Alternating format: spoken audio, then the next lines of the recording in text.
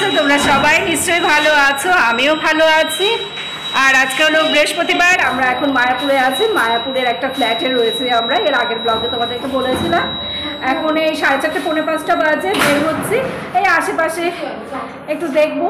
যদিও আমার ইচ্ছে ছিল না, আমি ভাবছিলাম আমি একবারে ওই সন্ধ্যা আরতি দেখবো, একটু এই সময়টা বিশ্রাম নেবো, তারপর সন্ধ্যা আরতি দেখে মায়াপুরে যে নতুন মন্দিরটা হয়েছে সেটা একটু দেখার খুব ইচ্ছে। এবার কিভাবে কি করব আমি কিছুই বলতে পারছি না, তোমরা সাথে থাকো, দেখতে থাকো। ব্লগ দেখলে সব কিছুই দেখতে পাবে, বুঝতে পারবে। লিফটগুলো এরকমই হবে, মাত্র 2 জন যাওয়া যায় এই লিফটে। ওদের চাবিগুলো কি আপনাদের কাছে রাখবেন? আচ্ছা, আমার কাছে দেন। আমরা আজকে মায়াপুরে এসেছি দুপুর 12টার সময়। এখানে এসে মন্দিরে প্রসাদ নিলাম, তারপরে হোটেলের রুম পাওয়া যাচ্ছিল না, অনেকক্ষণ সময় আমরা বাইরে বসেছিলাম। এখানে এসেছি ধরো 4টের সময়, তো এসে একটু বিশ্রাম নিয়ে এই দেখো আবার বের হচ্ছে। আমি এসে না এখানে শুয়েছিলাম, ভাবছিলাম যে আমি আর বের হব না, পরে আমি সন্ধ্যের সময় সন্ধ্যে আরতি দেখবো অষ্টসখীর মন্দিরে গিয়ে। কৃপা বলল যে মা তুমি ওঠো তো, তুমি চলো আমার সাথে, একটু বিশ্রাম নিয়ে তারপরে তুমি বের হও। কৃপা তো আবার আমার সাথে চিপকে থাকে। এই মন্দিরে তো এর আগেও এসেছি, মহাপ্রভুর জন্মস্থানে এখানে, কিন্তু আর কখনো ওরকম ঝুনঝুনি ঝোলাতে দেখিনি। কৃপা অর্জুন ওই দেখে তো এখন শুধু বলছে ঝুনঝুনি ঝোলাবে। ওর বাবা বলে কি না, আমাদের এখন কোনো মনস্কামনা নেই, ঝুনঝুনি ঝোলাতে হবে না, চল। অনেকেই দেখছে ঝুনঝুনি ঝুলিয়ে রাখছে, ভালোই লাগে দেখতে।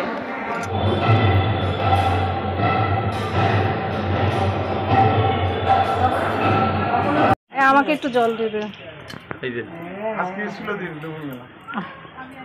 আমাকে কি ভিজিয়ে দিবি তোরা? আমাকে একটু জল দিতে বলেছে বলে এরা আমাকে ভিজিয়েই দিল।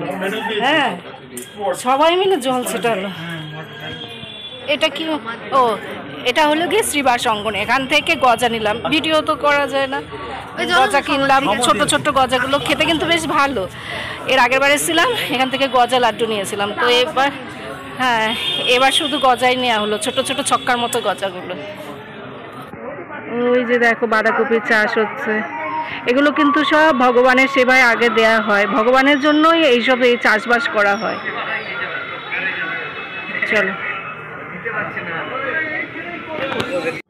আমি কিন্তু সব মন্দির দর্শন করতে পারিনি, 2-3টে মন্দির দর্শন করে তারপরে আমি টোটোতেই বসেছিলাম। আর বাকিরা সবাই কিন্তু সমস্ত মন্দিরগুলো দর্শন করেছে। এখানে মন্দিরে তো ভিডিও করতে দেয় না, ওই জন্য আর ভিডিও করতে পারিনি। আমরা তো টোটোতে করে মন্দির দর্শন করে আসলাম। হ্যাঁ, এবার এসছি নিরামিষ চাউমিন খেতে।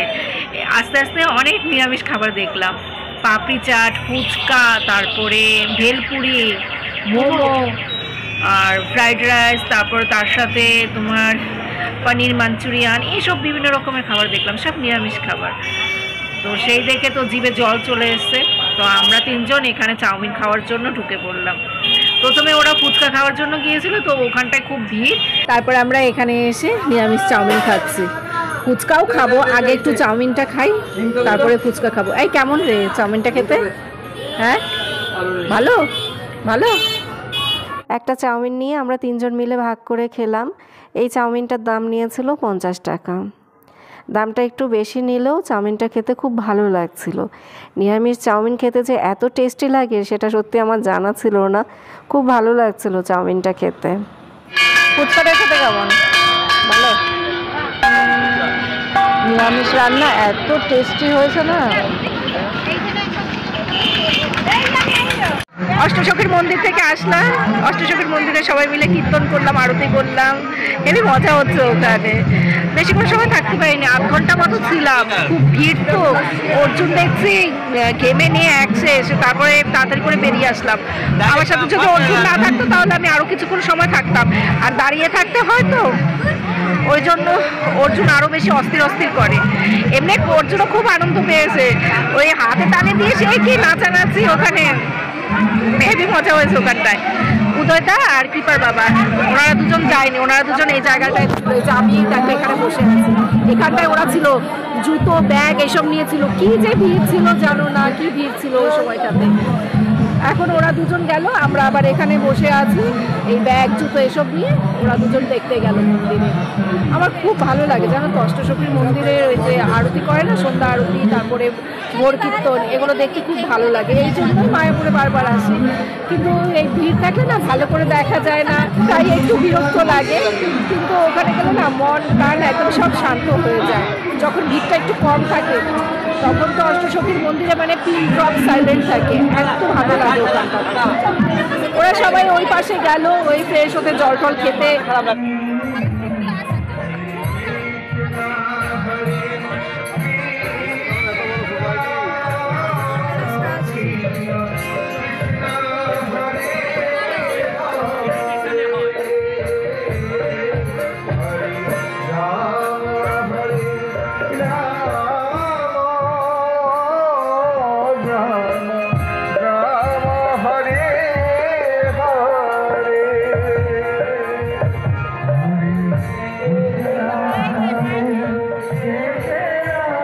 এটা হলো গীতা মেলা। এর আগের বছর যখন এসেছিলাম তখন এই মেলায় জানো তো অনেক সময় ঘোরাঘুরি করেছিলাম। এবছর আর সেইভাবে ঘোরাঘুরি করা হয়নি। আমি এই জাস্ট এই গীতা মেলায় আসলাম, এখন একটু ঘুরে টুরে দেখছি কী কী আছে না আছে এখানে। তো এক জায়গায় চোখ পড়লো, সেটা দেখে আমার খুব ভালো লাগলো। সেটা হলো মুখে ফেব্রিক রং দিয়ে বিভিন্ন রকমের যে ডিজাইন করা হয় এখানে সেগুলোই করা হচ্ছে। দেখো ফরেনাররা ওই ডিজাইনগুলো করছে। যখন মোবাইলে তোমরা ফরেনারদের ঠাকুরের গান দেখবে, খেয়াল করে দেখবে তারাও কিন্তু মুখের মধ্যে এরকম ড্রয়িং করে তারপরে ঠাকুরের গানগুলো করে। তো এটা দেখে আমার কী যে ভালো লাগছিল, কিন্তু আমরা কেউ করাতে পারিনি, রাত হয়ে গিয়েছিল তো ওই জন্য। আর এগুলো করতে কোনো টাকা পয়সা নিচ্ছিল না, যার যা খুশি আর কি, সে খুশি হয়ে 5 টাকা 10 টাকা 20 টাকা এরকম দিচ্ছিল। এগুলো ওরা এমনিতেই করে দিচ্ছিল।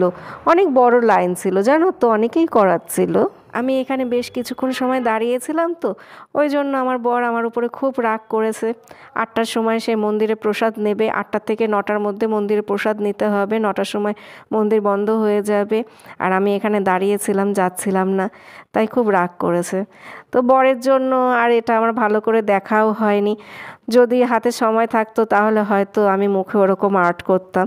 তো আমার একটা ইচ্ছা অপূর্ণ থেকে গেল আমার বরের জন্য। কোন ভবনে ঢুকছে রে এটা? ও এটা কোনো ভবন না, সাবওয়ে। এটা সাবওয়ে, বুঝলে তো, শর্টকাটিং রাস্তা। আমি আর হাঁটতে পারছি না। কৃপা বলে ও তিলক লাগানোর পর নাকি নিজেকে আর দেখেনি, কেমন লাগছে সেটা দেখবে।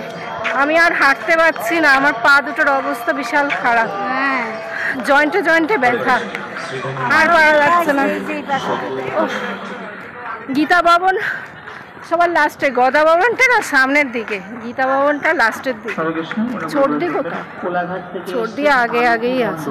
ছোটদি আর বড়দির অনেক বয়স হয়ে গেছে, কিন্তু তাও ওরা খুব অ্যাক্টিভ। আর আমি ওদের থেকে কত ছোট, আমার অবস্থা দেখো। আমি মনে মনে শুধু ভাবছি কখন বাড়ি যাব, আমার ভালো লাগছে। হাঁটতে পারি না, চলতে পারি না, বসতে পারি না, অল্পতেই অধৈর্য হয়ে যায়। আমার বর আর এরপর আমাকে আর ঘুরতে নিয়ে আসবে না। কত বড় লাইন, এই লাইন অনেক দূর থেকে কিন্তু শুরু হয়েছে, এখনও কিন্তু লাইনের শেষ মাথা খুঁজে পাইনি। যদিও আমরা এই ভবনে প্রসাদ নেব না, এটা তো মনে হয় চৈতন্য ভবন। গীতা ভবন সবার লাস্টে, ওই সোজা আরও হাঁটতে হবে, একদম লাস্টে গীতা ভবন।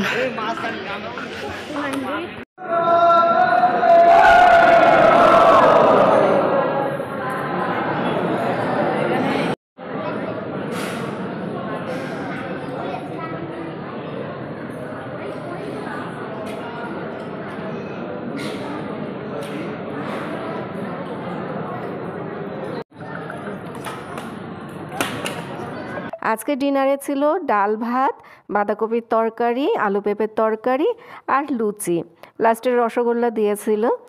আর জানো তো খাবার প্রচণ্ড গরম থাকে, মানে মারাত্মক গরম থাকে। কিভাবে যে এত গরম খাবার ওনারা পরিবেশন করে সেটাই বুঝতে পারছি না। শীতকালে তো ঠান্ডা হয়ে যাওয়ার কথা তাড়াতাড়ি, কিন্তু এরকম আগুনের মতো খাবার ওনারা যে কিভাবে পরিবেশন করে ওটাই ভাবছিলাম, সবাই তাই বলছিল। প্রচণ্ড গরম ছিল, ডাল ভাত, শুধু লুচিটা ঠান্ডা ছিল। ডাল ভাত তরকারি সমস্ত কিছুই খুব গরম ছিল।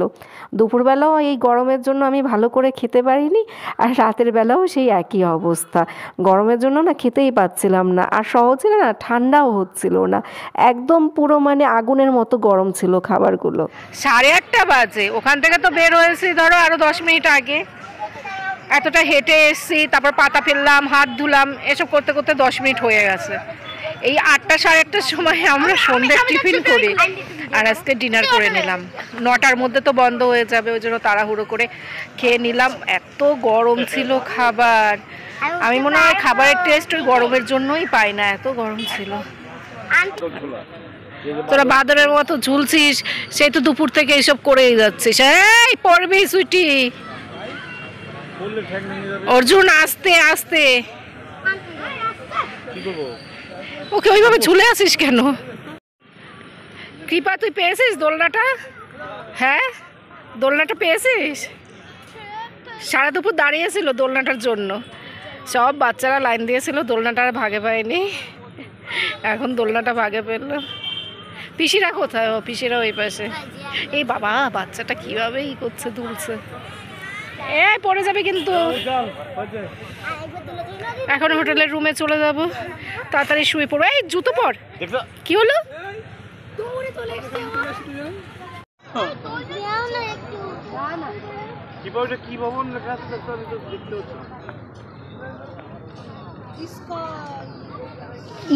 কি ঈশ্বরিয়ান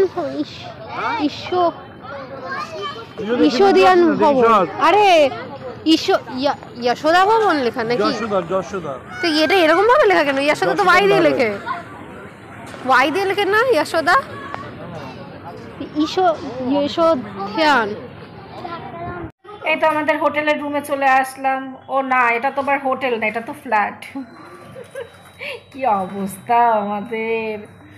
আমরা শেষ অবধি এই মানুষের ফ্ল্যাটই ভাড়া করে নিলাম। অনেক টাকা ভাড়া নিয়েছে জানো তো, তোমাদেরকে আগের ব্লগে বলেছিলাম। তো সবাই ফ্রেশ হয়ে নিলাম, ভালো করে পাটা সব কষে এসছি, খালি পায়ে হাঁটাহাঁটি করতে হয়েছে তো। এবার শুয়ে পড়বো, খুব ক্লান্ত সবাই। তো এই ঘরে আমরা 4 জন শোবো।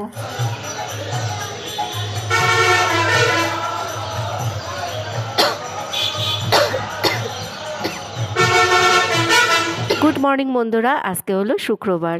সকালবেলা ঘুম থেকে উঠে দেখলাম রাস্তা দিয়ে সবাই ওইভাবে কীর্তন করছে, মনে হয় পরিক্রমা করছে। সেই সময় একটু ভিডিও করেছিলাম, জানলার সামনে দাঁড়িয়ে দাঁড়িয়ে দেখছিলাম, ভালোই লাগছিল দেখতে। এখন 8টা বাজে, আমরা সবাই বেরোচ্ছি। 8টার সময় এই রুম ছেড়ে দিতে হবে। এখন মনে হয় নবদ্বীপের দিকেই যাবে, ওই দিকে যাবে। আমার তো যেতে ইচ্ছে হচ্ছে না। আজকে ভোর 4টের সময় সবাই মিলে অষ্টশোকের মন্দিরে ভোর আরতি দেখতে গিয়েছিল। আমি, কৃপা, অর্জুন, আমরা 3 জন যেতে পারিনি। আমার জ্বর এসেছিলো, সেই জন্য আর আমি যেতে পারিনি। তো ওই সময় আমি একটা প্যারাসিটামল খেয়েছিলাম ওই ভোরবেলার দিকে। কালকে থেকেই তো শরীরটা খারাপ ছিল, তো আজকে দেখলাম ভোরবেলার দিকে জ্বর এসছে। তো প্যারাসিটামল খাওয়ার পরে এখন একটু ঠিক আছে। এই ভোর আরতি আর সন্ধ্যা আরতি দেখার জন্য মায়াপুরে আসি। সেই দেখো, আমি ভোর আরতি দেখতে পেলাম না। কালকের থেকে আমি লাফাচ্ছিলাম যে ভোর আরতি দেখব, কিন্তু দেখো সবাই গেল আর আমি যেতে পারলাম না। এখন তো নবদ্বীপে যাচ্ছে, আমার খুব ইচ্ছে ছিল এবছর আর নবদ্বীপ যাব না, শুধু মায়াপুরেই ঘোরাঘুরি করব, ওখানে সন্ধ্যে আরতি ভোর আরতি এসব দেখব, এটাই আমার ইচ্ছে ছিল। আমি অষ্টসখীর মন্দিরে বসে থাকতে খুব ভালোবাসি। আমি ওই মন্দিরে একটু নিরিবিলিতে বসে ভগবান শ্রীকৃষ্ণকে স্মরণ করার জন্যই মায়াপুরে আসি। আমার ননদরা বলল তারা নবদ্বীপে যাবে, তো সেই জন্য আবার ওদিকটায় আমরা যাচ্ছি। আর যখন লঞ্চে বা নৌকায় ওঠা হয় তখন তো বেশ ভালোই লাগে, চারদিকটা দেখতে খুব ভালো লাগে। এখানে 2টো নদী মিলিত হয়েছে, একটা নদীর জলের রং নীল রং, আরেকটা নদীর জলের রং সবুজ রং। ভিডিওতে বোঝা যাচ্ছে না, কিন্তু আমরা যখন খালি চোখে দেখছিলাম তখন দেখলাম একটা জল সবুজ আর একটা জল নীল রঙের। এবছর জানো তো মায়াপুরে যাওয়া আসা নিয়ে অনেক সময় নষ্ট হলো, ব্রেক জার্নির জন্য শরীর খারাপ করলো, তারপর প্রচুর লোকও হয়েছিল। এই সময়টাতে নাকি এখানে এরকমই লোক হয়, অনেক লোক হয়েছিল জানো তো, ওই জন্য আরও বেশি অসুবিধা হয়েছে। নবদ্বীপে এসেই আমরা সকালের টিফিনটা করে নিচ্ছি ঘাটের ওখানে একটা দোকান থেকেই, এই যে লুচি তরকারি খাচ্ছি। আমার তো শুক্রবার, টক কিছু খাবো না, সেই জন্য জিজ্ঞেস করলাম যে এর মধ্যে টক কিছু দেয়া আছে কিনা। বললো যে টক কোনো কিছু দেয়া নেই, সম্পূর্ণ নিরামিষ হোটেল এটা। এখানে তো প্রচুর নিরামিষের হোটেল আছে, আর রান্নাও একদম খারাপ না।